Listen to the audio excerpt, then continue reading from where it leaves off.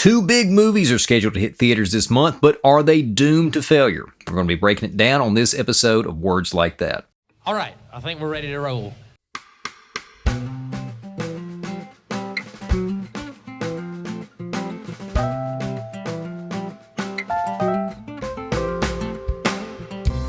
You're listening to Words Like That with Cole Powell, a storytelling podcast.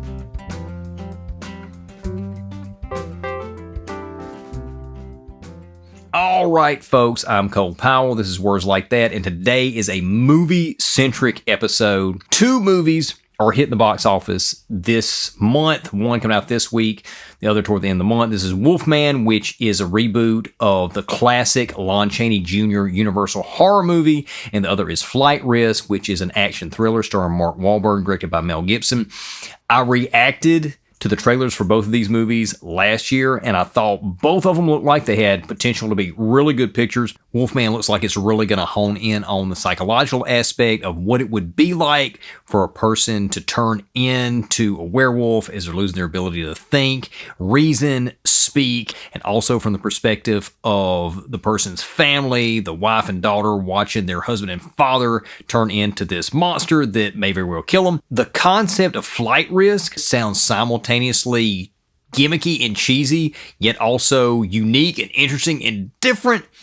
The premise is a law enforcement officer, a witness, and a pilot are alone together in a plane traveling from point A to point B, and it turns out that the pilot, played by Mark Wahlberg, is actually an assassin there to kill the witness. So this has potential for a lot of tension, which you need in an action thriller like this, plus the pedigree behind and in front of the camera might elevate this beyond what it would be with somebody else directing and starring.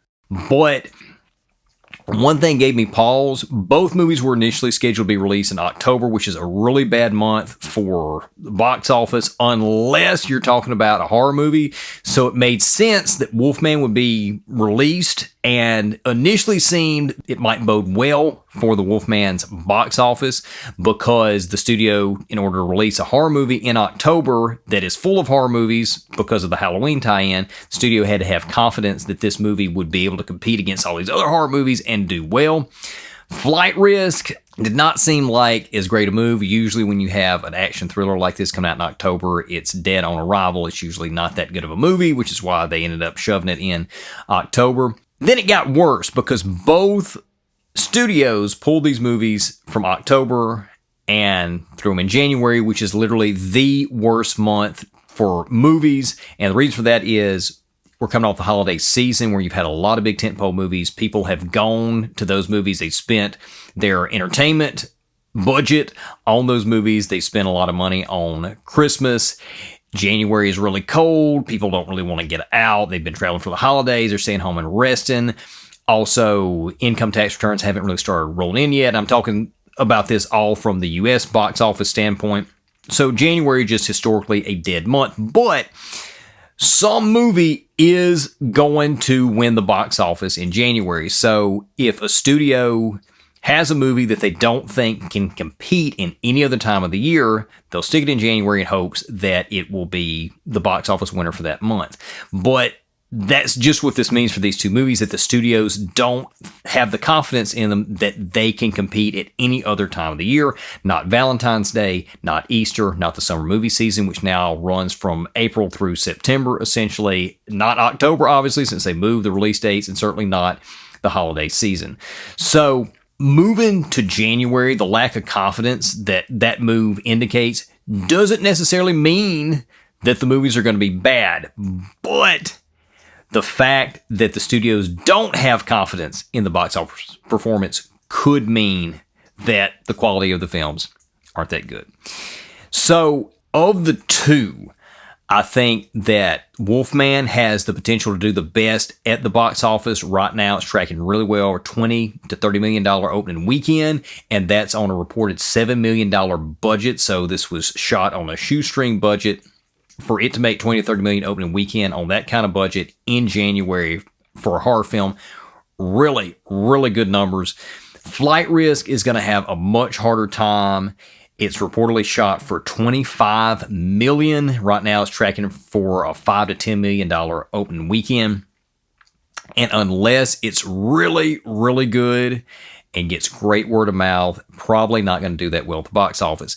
As far as which one of the two I would be most inclined to leave my house to go see in theaters, it would probably actually be Flight Risk because of the uniqueness of the concept. I also think Flight Risk has the potential to be the better picture, again, because of the pedigree in front of and behind the camera.